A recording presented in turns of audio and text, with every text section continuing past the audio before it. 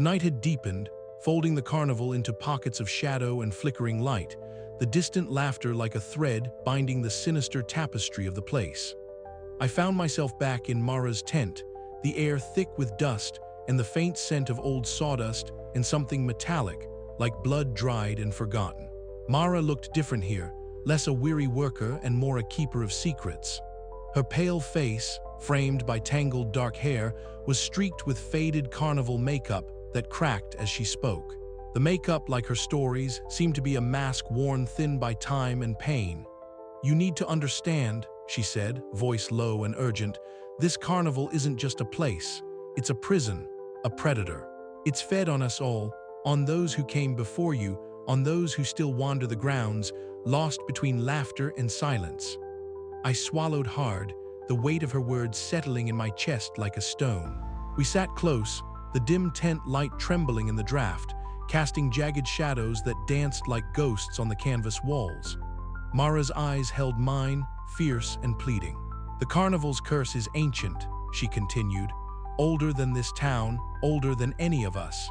It binds the souls it consumes, trapping them in a cycle of endless hunger. Each ride, each game, every laugh, it's all a thread in a web that holds us tight." I thought of the missing people, the vanished faces that haunted my dreams. The carnival's laughter had always felt wrong, like a peeling mask hiding something hungry and cruel. Now, with Mara's words, it was no longer a feeling but a dreadful truth. "How do you fight something like that?" I asked, voice barely above a whisper. Mara hesitated, then reached beneath a worn crate, pulling out a bundle of tattered papers and a faded map. The edges were charred, the ink smeared in places, but the lines and symbols were clear enough. "This is what's left of the carnival's secrets," she said. "Old maps, notes from those who tried and failed to escape. Some tried to break the cycle, but the carnival is clever. It fights back with illusions, with laughter that turns to screams. We have to be smarter." Together, we spread the papers across the rough wooden table. The lantern's flicker cast a ghostly glow over the map, illuminating paths and hidden chambers marked in cryptic symbols. Mara pointed to a spot beneath the big top, where the trapped souls were said to flicker like dying stars. "If we can reach the heart," she said, "maybe we can break the curse. But it won't be easy. The carnival won't let us." Outside, the muffled sounds of the carnival continued, the shrieks of the rides, the clatter of game booths, and the ever-present, unsettling laughter. A chill ran down my spine. Suddenly, the tent flap rustled. I turned to see Mr. Grin standing there, his unnerving smile fixed and unchanging, eyes glinting with something unreadable. He said nothing, just watched for a long moment before disappearing back into the shadows. His presence felt like a warning, a reminder that the carnival was always watching, always ready to strike. The tent felt smaller, the shadows deeper. Then from the corner of my eye, I caught the movement of the twins. They stood silently just beyond the tent flap, their painted faces pale and hollow, eyes dark and unblinking. They never spoke, but their gaze was a heavy weight, a silent promise of the danger that awaited. I clenched my fists, the fear inside me twisting into something harder, determination. Mara's presence was a lifeline, her trust a fragile spark in the overwhelming darkness.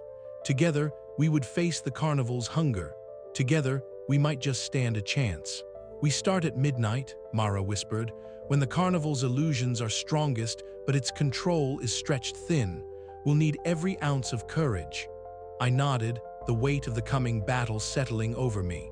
The carnival's laughter echoed like a curse on the breeze, but beneath it, beneath the lights and illusions, I was beginning to see the truth, and I wasn't going to let it consume me. As the first tendrils of night deepened, I felt the fragile line between hope and despair blur, the carnival's dark heart beating just beyond the veil. But this time, I wasn't alone. Mara's trust was a beacon in the dark, and together, we would fight to shatter the endless cycle of hunger. The carnival was watching, waiting, and I was ready. The night stretched on, thick with unspoken threats and whispered plans, as the carnival's grotesque glow pulsed like a heartbeat. And somewhere beneath it all, the trapped souls flickered, waiting for a chance to be free. I took a deep breath, steadying myself for what was to come.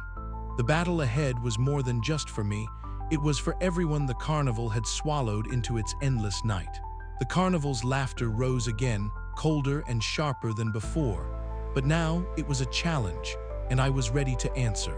The evening pressed down on the town like a thick, suffocating blanket, the bruised purple sky folding into itself as dusk bled into night. Eli stood at the edge of his backyard, eyes locked on the flickering lights that crowned the carnival sprawled ominously at the horizon.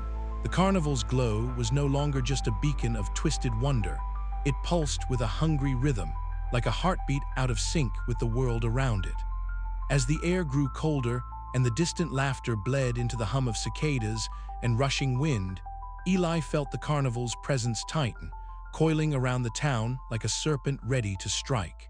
Every shadow seemed deeper, every whisper of the breeze carried a warning. He could feel the hunger, an insatiable, gnawing void that had been growing since his first arrival. It was as if the carnival itself breathed, its appetite swelling toward a crescendo designed to consume everything in its path. Turning away from the window, Eli's gaze fell on the empty kitchen where his mother sat slumped over the table. The harsh light overhead flickered weakly, casting uneven shadows across her tired face. Her eyes, once warm, now held a weary hardness, the kind that comes from endless work and silent surrender. "Mom," Eli began, his voice barely above a whisper, "you have to believe me. The carnival, it's not just a show. It's dangerous. People are disappearing." She looked up, eyes narrowing with a tired skepticism that stung more than anger. "Eli, you're imagining things. It's just a carnival. Everyone's here for fun. You need to stop scaring yourself." Her dismissal felt like a physical blow. Eli swallowed hard, frustration bubbling beneath his skin. The gulf between them widened with every word she spoke, a chasm carved by disbelief and fear. He felt more alone than ever, an island against a rising tide. Later, as night draped itself fully over the town, Eli slipped out the back door toward the carnival's looming silhouette. The streets were deserted, save for the occasional flicker of movement behind curtained windows.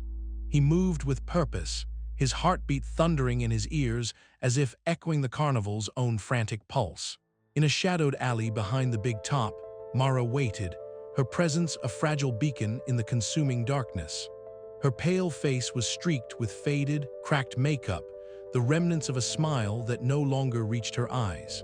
The flickering bulbs above cast grotesque shadows that danced across her features, lending her an ethereal, haunted glow.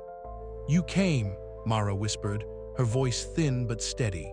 Eli nodded, the weight of the coming night pressing down on his shoulders. "The carnival grows restless," she said, glancing over her shoulder as if expecting the shadows to devour her whole. "The hunger, you'll feel it tonight more than ever.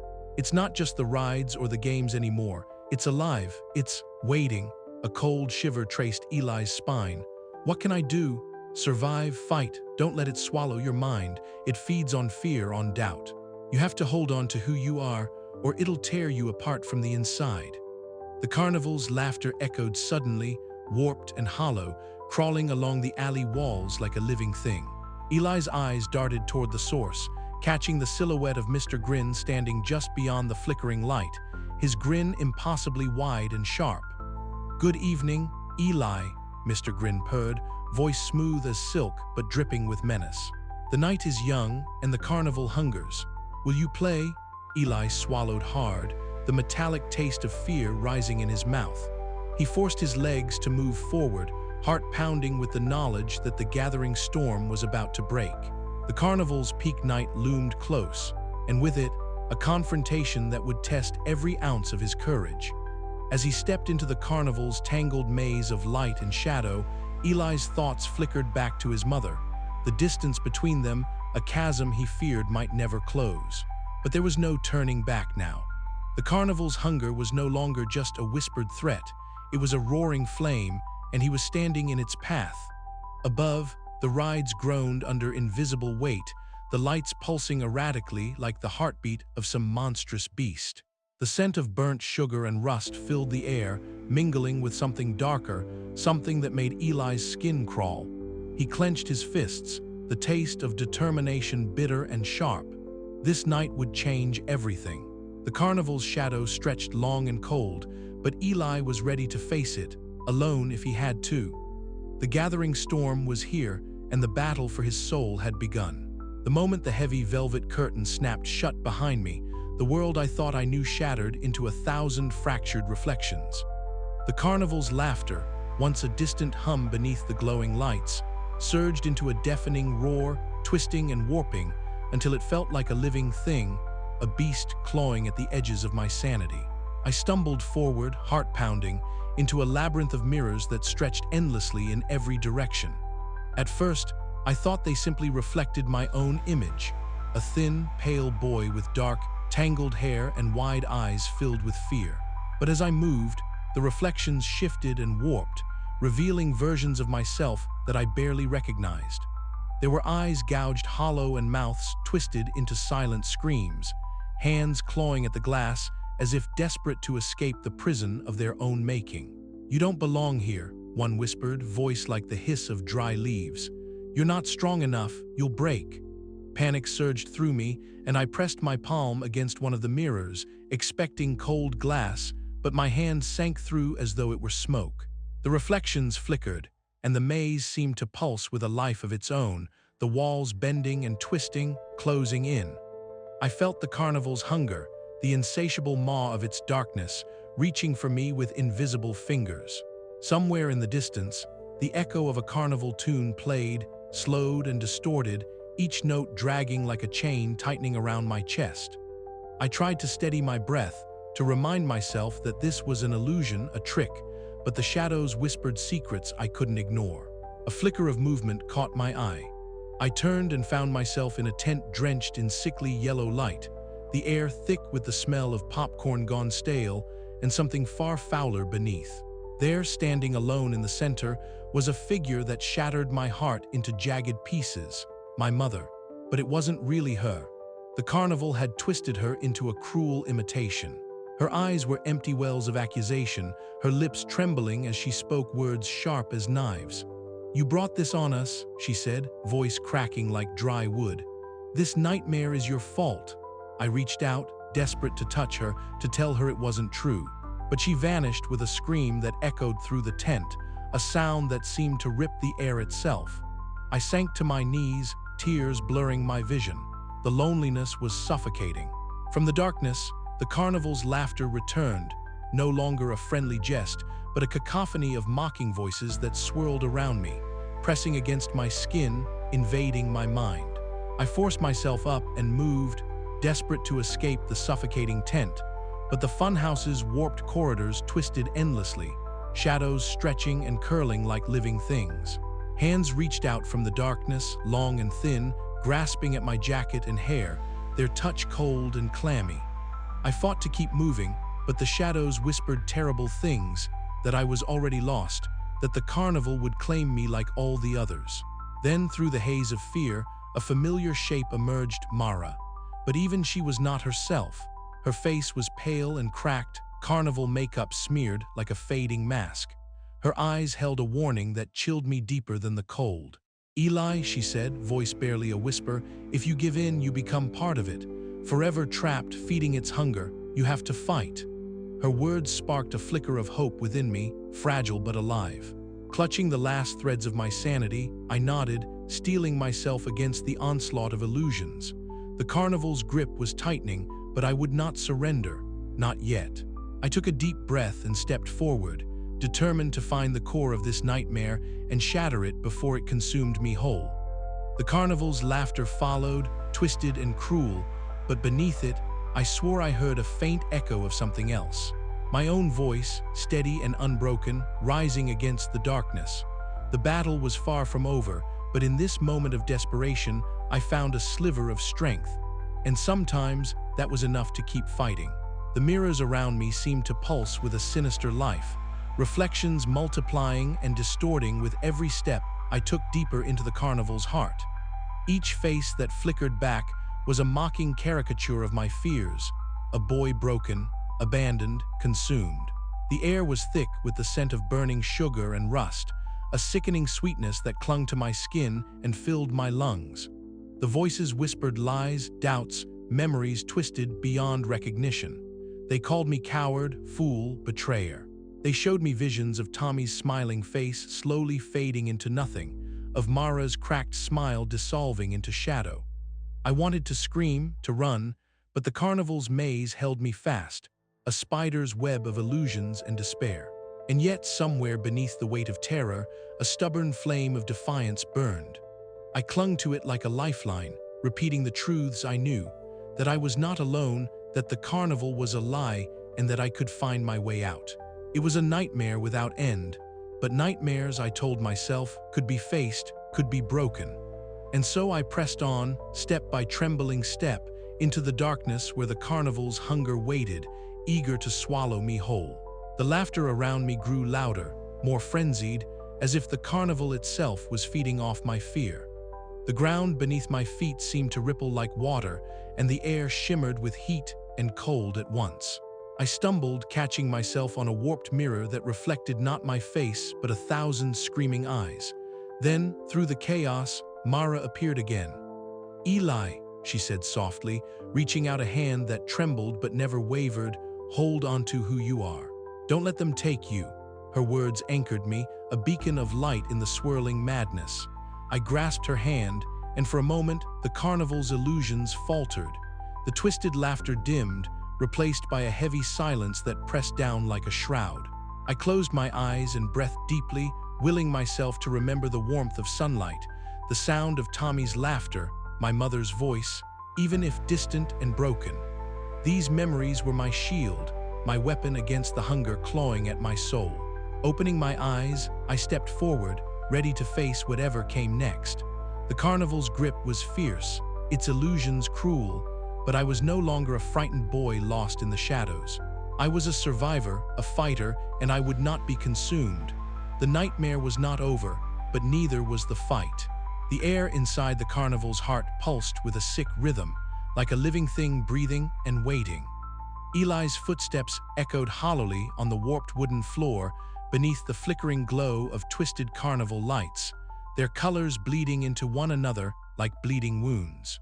Around him, the funhouse mirrors warped reality, reflections twisting into grotesque parodies of human forms, some familiar, some nightmarish.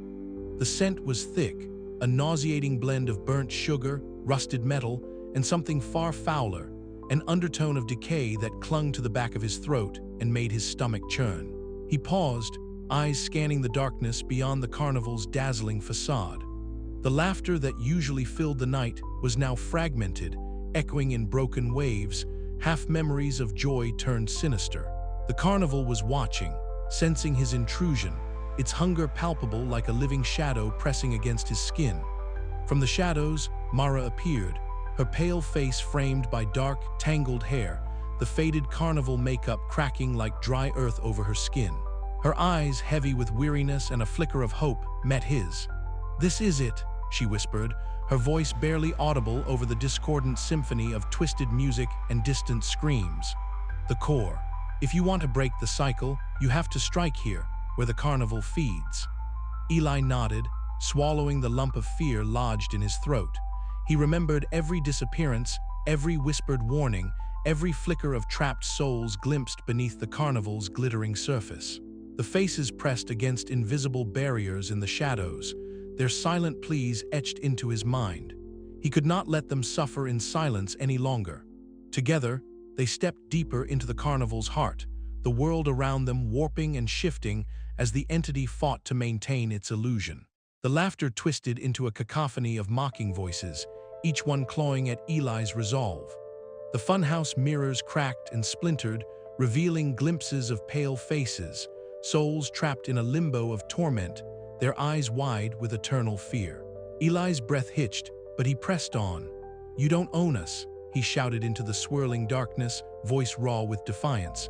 "I refuse to be your next meal." A violent surge of light and shadow erupted, momentarily shattering the carnival's grotesque facade. The ground trembled beneath their feet, and the cacophony stilled to an uneasy silence. For a heartbeat, the trapped souls seemed to pulse with renewed life, some faces softening as if freed from chains. But the hunger remained, an ancient, insatiable force lurking just beyond the fractured veil. The carnival was wounded, but far from defeated. Eli's heart pounded in his chest, adrenaline and fear mingling into a fierce determination. "This isn't over," Mara whispered, her voice trembling but resolute. "The carnival will come back, it always does." He nodded, knowing the truth in her words. The battle had been joined, but the war stretched on, a relentless cycle of consumption and resistance. Yet beneath the carnival lights, amidst the fractured illusions and creeping shadows, Eli found a spark of hope. A reminder that even in the darkest places, courage could kindle a flame strong enough to challenge the night. And as the carnival's laughter faded into a haunting whisper, Eli vowed to keep fighting, to break the cycle or be consumed trying.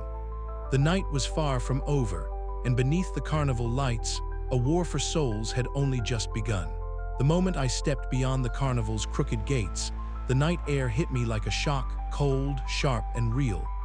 Behind me, the carnival's din, its laughter, the shrill calls of barkers, the creak of rusting rides, faded like a bad dream retreating into the shadows. Yet the bright, unsettling glow of its lights still lingered in the sky, a bruise of color bleeding into the darkness above the town. I didn't dare look back for long, but in the distance, the grotesque silhouette of the carousel and the towering Ferris wheel loomed, eternal and mocking. My legs carried me down cracked sidewalks, past shuttered shops and empty streets where the neon signs buzzed weakly, casting fractured light that danced across my weary face in a cracked shop window. I caught my reflection. Dark circles under my eyes, my unruly hair sticking up in places, my expression tight with exhaustion and something deeper, an ache that no sleep could soothe. The carnival had let me go, but it hadn't released its grip on my mind. Every shadow seemed to twist with the memory of its laughter, every breeze whispered secrets I couldn't unhear. I stopped beneath a flickering street lamp, the buzzing bulb sputtering like a heartbeat, struggling to hold on. The silence was thick, oppressive. It made the carnival's absence feel almost as heavy as its presence. In the stillness, a faint rustle caught my attention. I turned sharply and saw Mara standing at the edge of the street, just beyond the reach of the lamplight. Her pale face was half hidden in the darkness, the cracked remnants of faded carnival makeup making her look like a ghost who'd wandered too far from the funhouse mirrors. Her eyes met mine, filled with a sorrow I'd never seen before and a silent warning. No words passed between us, only a slow, mournful shake of her head, as if to say, "You're free for now." But the carnival's hunger doesn't end here. Then she slipped back into the shadows, swallowed by the night and the carnival's unyielding grasp. I resumed walking, each step heavier than the last. The town felt different now, smaller, more fragile. It was as if the carnival's shadow stretched beyond its twisted tents and gaudy rides, seeping into the very streets, the houses, the people who still wandered blindly under its spell. I realized with a sinking chill that escaping the carnival wasn't merely a matter of crossing a threshold. It was a battle for my soul, for the soul of this town. As I walked, the echo of distorted carnival music and faint laughter followed me, carried on the night breeze like a haunting melody. It curled around my thoughts, a constant reminder that this nightmare was not over. The carnival's grotesque smile was stitched into the fabric of the town and perhaps into me. Back home, the house felt colder and emptier than before. My mother had retreated further into her disbelief, her eyes glassy when I tried to tell her what I'd seen, what I'd escaped. She called it childish fears, imagination running wild, but I knew better. The carnival had taken more than just visitors. It had swallowed hope, innocence, and now it sought to devour everything I held dear. That night, as I lay awake staring at the ceiling, the carnival's eerie glow leaked through the curtains, painting strange patterns on my walls. The hunger was distant but unrelenting, a living thing waiting patiently for its next feast. I clenched my fists, feeling the weight of everything I had lost and everything I still had to fight for. Freedom was a flicker, fragile and fleeting, but it burned inside me. The carnival might have let me go, but I wasn't safe yet, not by a long shot. The nightmare beneath the carnival lights was far from over, and I was still its prisoner in every way that mattered. I had escaped its physical grasp, but its shadow stretched long and dark, and I knew deep down that the battle for my soul and the town's was just beginning. The house was unusually silent when Eli returned, the kind of silence that pressed against his ears and filled the spaces where words should have been. The carnival's distant laughter still lingered faintly in the night air, an eerie soundtrack to the growing chasm between him and the world he knew. His mother sat at the kitchen table, the same tired expression etched across her face, illuminated by the harsh glow of the single overhead light. The day's weariness pulled her shoulders down, and her eyes, once warm and comforting, now held a guarded, almost weary skepticism. "Mom," Eli started, voice low but urgent, "you have to listen. It's not just a carnival. There's something wrong, something dangerous. People are disappearing." He reached across the table, desperate to bridge the distance between them, but she pulled back, clutching her mug tightly as if warding off his words. "Eli, please," she sighed, avoiding his gaze. "You're imagining things. Kids get scared sometimes. That's all this is." The words hit him harder than any physical blow. He wanted to scream, to shake her until she saw the truth, the shadows beneath the carnival lights, the hollow laughter, the trapped souls flickering like dying candles beneath the big top. But all he managed was a trembling silence.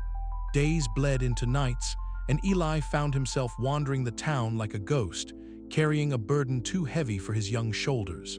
At the diner, he approached a small group of locals, his voice cracking with urgency as he described the horrors he had witnessed. Their faces shifted from polite curiosity to thinly veiled suspicion. A few chuckled nervously, casting uneasy glances toward the carnival's glowing perimeter. "Sounds like a wild story, kid," one man said, shaking his head. "Maybe you should lay off the carnival rides for a while." Laughter bubbled from a nearby table, light and carefree, mocking the weight of Eli's words. It was the kind of laughter that hid secrets, the same laughter that had swallowed so many before him. That night, Eli found himself alone on a cracked park bench, the carnival's neon glow cutting through the dusk like a malevolent beacon.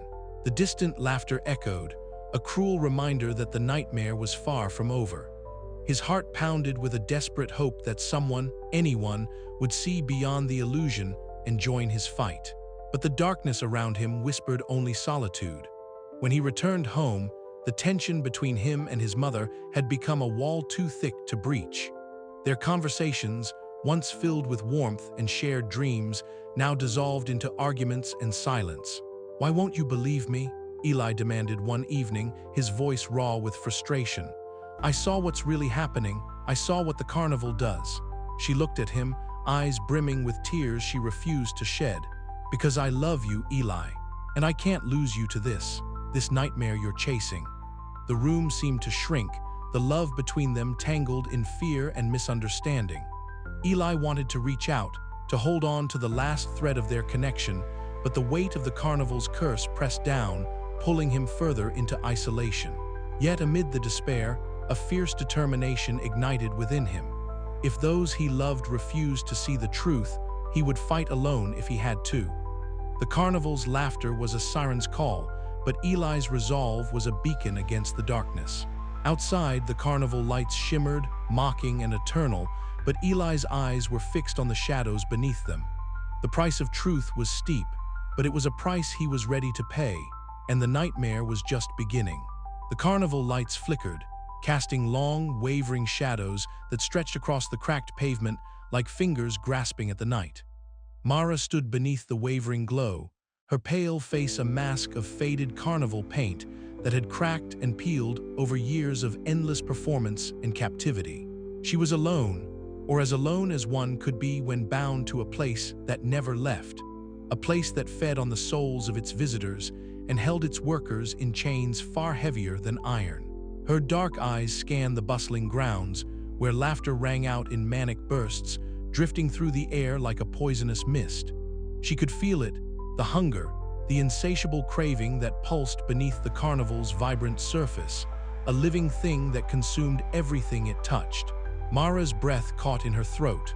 The carnival was alive, an ancient entity that had trapped her and so many others in an endless loop of torment and illusion. But tonight, something was different. Tonight she had made a decision, one that could change everything or doom them all. Eli was waiting in the tent they had claimed as their refuge, a fragile sanctuary carved out of silence amidst the chaos. When Mara entered, the air was thick with the scent of damp canvas and the faint metallic tang of old machinery. Eli looked up, his large eyes wide with a mixture of fear and determination. He had come so far, seen so much, and yet Mara could sense the same flicker of hope that had long ago been snuffed out in her own heart. "I don't know if I can do this," Mara admitted, her voice barely a whisper as she sank onto the worn bench. "The carnival, it's not just a place, it's a curse. It holds us here, feeds on us, and we become part of it. I've been trapped for years, watching people like you come and go, only to be swallowed whole." Eli nodded slowly, his youthful face set with grim resolve. "But we have to try. If we don't fight, it wins." Mara looked away, the cracked makeup around her eyes catching the dim light. "I've thought about leaving, about breaking free, but every time I try, the carnival fights back. It's a living nightmare, Eli, and it's hungry." She reached into the folds of her tattered coat and pulled out a small talisman, worn and faded, but pulsing faintly with an otherworldly energy. This might be the key. It's old, older than the carnival itself. It's said to hold the power to break the curse, to sever the hunger, but using it is dangerous. It could destroy the carnival or destroy us. Eli's eyes locked onto the talisman, a mixture of awe and fear swirling in his gaze. "We have to try." Outside, the carnival's laughter twisted and warped, a chilling reminder of the stakes they faced. Mara's hands trembled as she clutched the talisman, the weight of years of despair and hope pressing down on her. She knew that by revealing this secret to Eli, she was putting herself in greater danger. The carnival did not tolerate betrayal, and its wrath was merciless. Yet, for the first time in what felt like an eternity, Mara felt a spark of something she thought she had lost forever: hope. Together, they devised a plan, piecing together fragments of forgotten lore, and whispered warnings gleamed from the carnival's shadows. Mara shared stories of past victims, of souls trapped like flickering candles in a storm, and of the twisted carnival workers who had surrendered to the hunger, becoming little more than shadows themselves. As the night deepened, Mara and Eli huddled beneath the swirling mist that crept in from the edges of the carnival, their breath mingling in the cold air. The alliance they forged was fragile, built on shared fear and desperate need, yet it was a lifeline in the encroaching darkness. "We can't let the carnival win," Mara said softly, her voice steady despite the turmoil inside. "Not this time." Eli nodded, gripping her hand briefly, a silent promise that he wouldn't face this nightmare alone. But as they stepped back into the carnival's pulsating heart, Mara felt the invisible chains tighten around her once more. The choice she had made was a dangerous one, and the carnival's hunger was patient, eternal, and ever watchful. The night was far from over, and the battle for their souls had only just begun. The summer air hung dense with a strange chill, the kind that prickled the skin despite the season.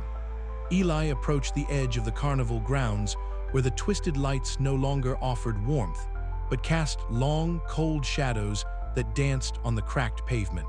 The familiar hum of the carnival's music was back, but warped, as if played through a broken speaker that distorted every note into something sinister. Laughter, once a sound of joy, now echoed as a hollow chorus from the depths of the tents and rides, bouncing off the night sky with an unsettling cadence. Eli's heart sank.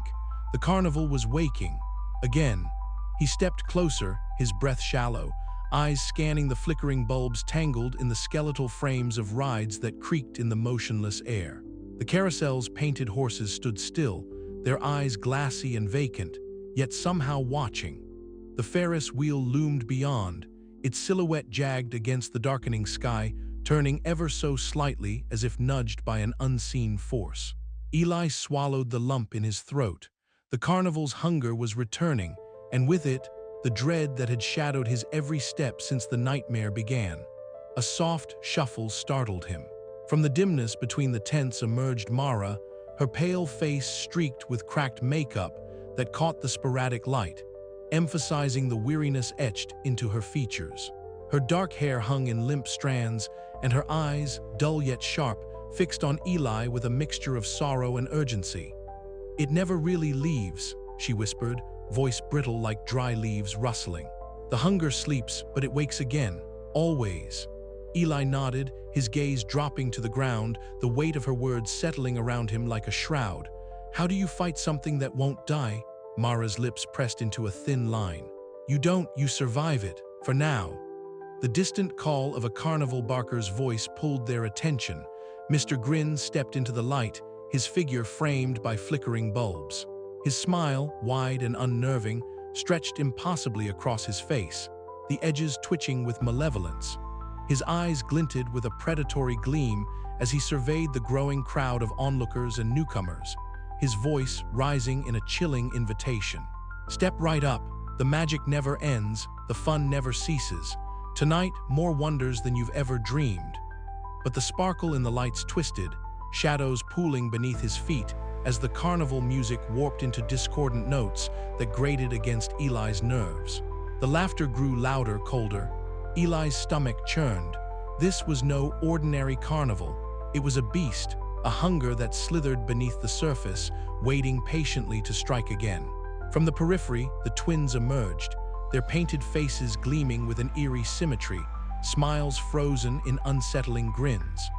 They moved without sound, eyes locked on Eli, their silent presence a chilling reminder that the carnival's gaze was never far. Their mirrored expressions reflected the cold lights, a silent warning. Eli felt the familiar pull of despair but clenched his fists.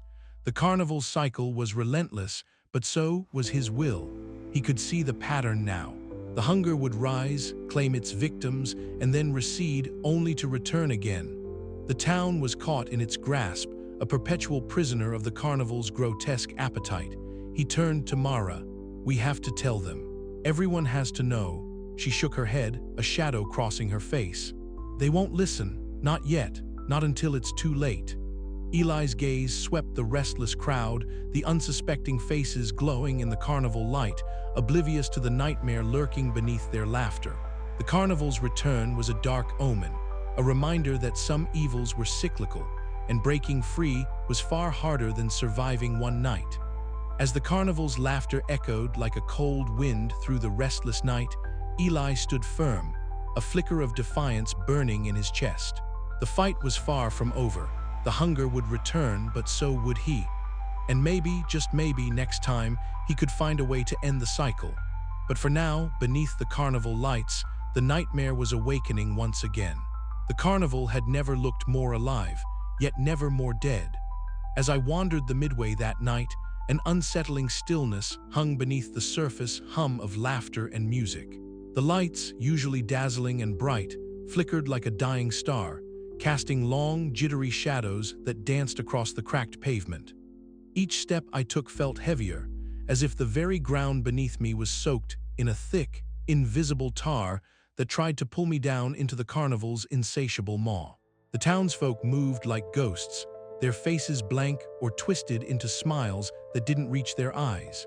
Even the children who once chased each other around the carousel now trailed behind their parents, their laughter hollow and mechanical. I caught myself staring too long at the faded posters fluttering on the walls, the images of past performers and attractions blurred by time and neglect. It was as if the carnival itself was bleeding memory, losing fragments of its identity with every passing day. In a shadowed tent near the Ferris wheel, I found Mara. She sat alone, her pale fingers tracing the cracks in a dusty mirror. The faded carnival makeup that once gave her an eerie beauty was now a fractured mask, peeling away to reveal exhaustion and sorrow beneath. Her dark eyes met mine, and for a moment, the weary protectiveness I'd come to know flickered with something deeper, a profound sadness that words could never capture. "They're all trapped," she whispered, voice cracking. "Even us." I swallowed hard, feeling the weight of her confession settle in my chest. The carnival wasn't just a place of horrors, it was a prison. Its hunger was endless, and the very people who worked there were prisoners bound by invisible chains. Mr. Grin appeared suddenly, his twisted smile widening as he stepped into the tent's dim light. His voice was low, mocking, like a serpent's hiss. "You can't fight it, Eli. You never could." Behind him, the carnival workers shuffled like puppets, their faces painted with smiles that twitched and flickered, revealing glimpses of anguish and despair. I wanted to look away, but something rooted me to the spot, a burning need to understand, to find a way out. As I turned to leave, I felt a cold presence behind me. The twins stood there, silent and still, their cracked white faces mirrored in perfect symmetry. Their unblinking eyes followed my every move, a chilling reminder that the carnival watched, always watching. I clenched my fists, the hopelessness threatening to swallow me whole. The town was held hostage by this grotesque carnival, its hunger unrelenting, its illusions suffocating. Yet somewhere deep inside, a fragile spark of defiance flickered. I couldn't let the nightmare win, not yet. But as I stepped back into the sickly glow of the carnival lights, the question echoed in my mind. How could I possibly break free when even those trapped within had become part of the horror? The laughter resumed, colder and more menacing than ever, and I knew the fight was far from over. The carnival's grip tightened, and the town remained a prisoner beneath its grotesque, unyielding lights. The carnival lights flickered faintly in the distance, stubbornly clinging to the night like a dying ember refusing to be extinguished.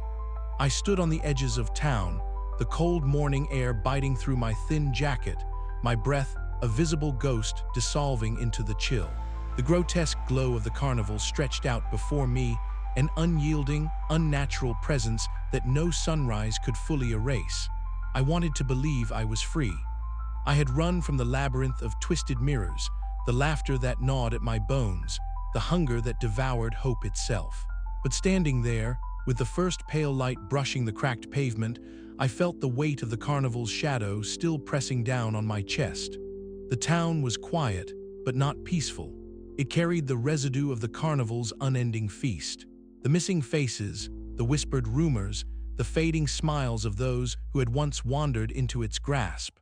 My own reflection caught in a darkened window, fractured and uncertain, mirrored the fractured pieces of my soul. I traced a finger along the cold glass, feeling the subtle tremor beneath my skin, the echo of something ancient and insatiable lurking just beyond the veil of reality. Back in my room, the carnival posters on the walls seemed to warp and shift when I wasn't looking. The colors bled, the clown's smiles twisted into grimaces of despair. I sat on the edge of my bed, my eyes locked on the cracked mirror beside the dresser. My face stared back at me, pale and gaunt, eyes wide but wary. The nightmare had marked me, not just on my skin but deep inside, where the carnival's hunger still gnawed. I remembered Mara's warning, the way her eyes held both resignation and fierce determination. I saw her face in flickering carnival mirrors, always just out of reach, her voice a whisper carried on the wind. Beware the hunger that never sleeps. The carnival was not gone, it never truly left. It lingered in the shadows of the town, in the silence between heartbeats, in the laughter that echoed faintly at the edge of hearing. Mr. Grin's wide, unnerving smile haunted the corners of my vision, and the twins stood silent sentinels in the fog, their painted faces frozen in sinister grins. I wanted to scream, to warn the others, but the words caught in my throat. My mother didn't believe me.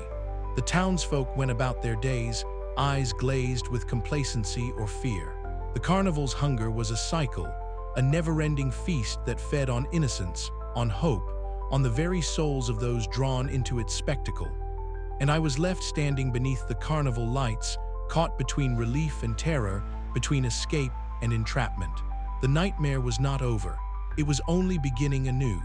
As dusk began to fall once more, the carnival's lights sputtered to life, flickering like a heartbeat in the dark.